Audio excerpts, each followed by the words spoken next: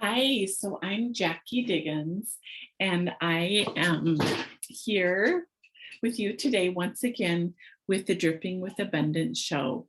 And I thank you for being here. I thank you for going on this journey with me as I've been sharing about adventures on our bus, our converted bus, and just sharing life in a big family, traveling, and lessons learned. And so I believe this is the final one because I've shared about uh, just some things that happened on the bus, logistics, some of that, and then kind of how we packed and stuff. And then I talked about our trip to down the coast of California and all that. And so it's been fun to remember those things. And so this final episode of our bus adventures was we had one trip where it must have been, we were probably going, I'm guessing it was the fall, but it could have been the spring. But we ended up, going to Wyoming, and we were going to go a little bit farther to, I think it was Thermopolis. But if I remember right, we landed in Buffalo, which was on our way there, and we hit snow. And so it was cold. I believe we had heaters on the bus. If we didn't, then we got them shortly after that trip because it was cold. Like I said, we woke up in the morning to snow, and so we shifted things. We had planned to do, breakfast on the grill outside or on the cooker outside or whatever, and you kind of plan to be outside, at least we did when we're camping, but we had to shift things inside. It was wet and cold, and so I believe we played some games, and then we actually decided not to go on to Thermopolis because of the possibility of snow in the roads, and we didn't really want to have the bus on the road in the snow. And so we just stayed there for the night in Buffalo and then probably headed back. I can't remember exactly all the details, but it was fun and always an adventure. But I wanted to share also that when we went on our trip to the coast and all the way down, we were gone 18 days, we had t-shirts made. And I can't really remember if we had them made for that trip. I kind of think we did, but then just to have fun with also. And so we were a homeschool family. We had 8 kids at the time. And so my husband said, let's get Dighans Family Academy on our t-shirts. And we tried to pick a color that we all looked good in and would enjoy wearing. And so I'm going to show you a picture of us all in these t-shirts. I wasn't in this picture, I was taking it. So anyway, but it's this. So anyway, it was just fun. We even got a little onesie for the baby and just made sure everyone had a shirt. But it's just a fun memory, doing this with our family and for our family. And it took just a lot of flexibility, a lot of patience and grace to have us all on the bus for that long. And it's all about perspective, right? Anything can be hard if we think it is, or we can decide that we're going to enjoy ourselves, which was the place I was at. I'm going to have fun. I'm thankful for my family. I'm not making things a big deal, just like flowing with the family rather than fighting against all the time. And so flexible, realizing what an amazing adventure not only that trip was, but life is. It's full of ups and downs. It's full of happy times and sad times. It's full of things that are easy and things that are hard and things that challenge us. But without all of that, it wouldn't be life. Like we wouldn't be growing and changing and moving on to the next thing. And so I'm thankful for um, just the choices I made to get out of a mindset that was not serving me, because there were a lot of years that I walked in anxiety and in fear and not enjoying my family. And thankfully that switched before they are all gone, out of the home and stuff. And so anyway, it just makes life so much better when we decide to enjoy it rather than go against it. So I hope that you're finding ways to enjoy your life and live it fully, and not just wallow in what happened in the past, or wondering what the future will be like fearing the future. We can live in regret and we can live in fear moving forward. But why do that? We don't even know what's going to happen. We can't do anything about what happened in the past.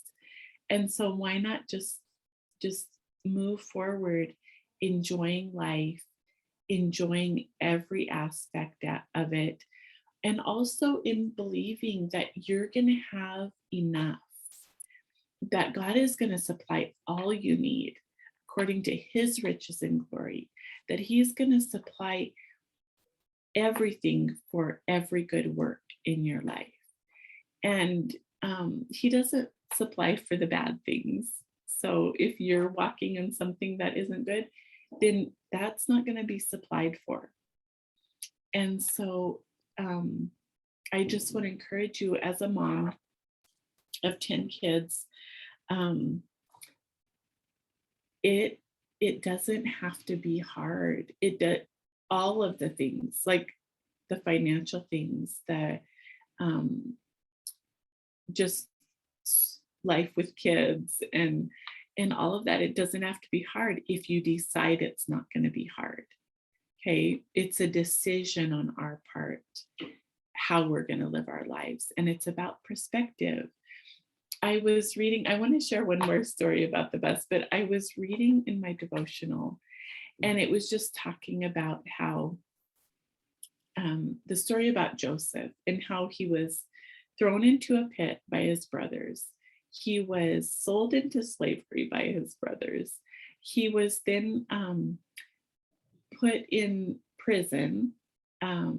He had not done anything wrong. He was forgotten in prison. And I don't know offhand the span of years that was that he walked through that. But the way that he got through it and came out on top was because of his perspective. And we all have lives. We all have lives with lots of downs and lots of ups. Okay. And sometimes it can feel like there's more downs, but what if we decided to learn from those times when it's a downtime and grow through it, so that next time, if something like the same thing happens, we go through it much smoother, or maybe we won't have to go through the same thing again. That was my thought early on. And God walked me on this journey, having this large family, and just really having a positive mindset, setting my mind on things above instead of things on the earth. And that's why our family could take this trip and we could still be okay on the other side, is because of the mindset that I chose to have and walk in, and God blessed it. it was not all roses, but we don't live and grow if it's all roses. Like that's not the way life works, and that's not what helps us move on and build character if it's all always perfect, right? And so I want to tell you this last story. So we were going on a trip to Minnesota. We were going through Duluth, and then we were ending up in northern Minnesota. So on the way, so we got to see that the mouth of the Mississippi River, and I can't remember where that's at, but it's somewhere in Minnesota, I believe. And then we were going to Duluth, which is on Lake Superior, one of the Great Lakes.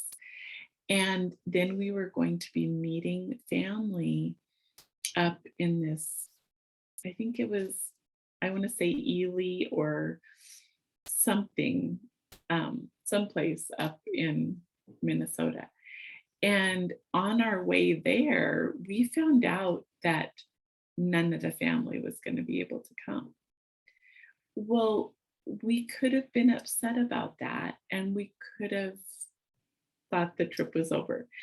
But instead, we went, we enjoyed ourselves. Well, we laughed about it because we got up there. There was like a lake and um, maybe some hiking and well, and we could have done all that, but so the lake meant fishing. Well, we're not really fishermen, and we didn't have fishing licenses for Minnesota, and so it wasn't something like we had 8 kids, and the youngest was a baby, so it went from so basically every other year from baby up to with 8 kids, the oldest would have been probably 16, 15 or 16. And so we weren't really up for getting up and waking everyone up to go fishing in the morning. And so the lake had some canoes. So we ended up pairing up, with the kids and stuff and going on canoe rides. Well, we hadn't really been on them before, which is fun. It's fun to do new things. So a couple of the girls are squealing on the other side of the lake. And at this point we were in an inlet of the lake, so they weren't like way out there and it wasn't terribly far, but that one of their they got too close to the edge and their hair got caught in the branch. And so I don't think they dumped the canoe, but we were watching going, okay, watch these guys dump, tip this canoe and fall in. So anyway, that was an adventure, the Dighans family being on canoes. We probably had, so there was 10 of us. So we probably have had like 4 canoes out there or something like that. So anyway, we did that. And then we also, walked around a little bit, did a little bit of hiking, but the mosquitoes were humongous there. And so it wasn't super comfortable being outside with the bugs, and I didn't know that it was like that up in Minnesota, but there was quite a few. So anyway, but what we did, I think we ended up just staying one night instead of 2 or 3, which we were going to do with the family. And then we just headed back down and did some other things. I know one place we stopped, this may have been a different trip, but I don't think it was because we only went that way once with the bus. But we ended up being in like the Fargo area. and the river was flooding. Okay, so the campground, there was only a few places open because the rest of the campground was flooded. And we rented these bikes that had like 8-seater bikes, and so we let the kids and we both rode on them and just had a fun time at that campground. And it was interesting because it was flooding. And so anyway, but we could have been discouraged. I guess I was just sharing that because it ended up, none of the family ended up being able to come for various reasons, and we were already on our way there. So we just made the best of it, enjoyed our time. We were thankful for the kids we had with us, the time we had together. And I remember there was always laundry to do on trips, and so one of the trips I remember having doing laundry. Well, then I believe it just was not getting done. I think maybe one of the kids had filled it too full. If any of you have ever done that, I know even when I first got married, I filled my washer too full and I think I broke it because I was just jamming everything in there. I don't think I had done much laundry before I left the house. So anyway, but yeah, so laundry was always a deal. And I remember the particular one, it was like, okay, we have got to, finish up this laundry. And it just was not working very well. But yeah, we had so many fun, adventurous, difficult, challenging times on the bus. But the memories that I have of that time are I just think it's amazing that we were able, like, even that we were given the bus and we got it working and we put all these bunks in it and set it up so that we could take a trip. And it's amazing what God does for us. And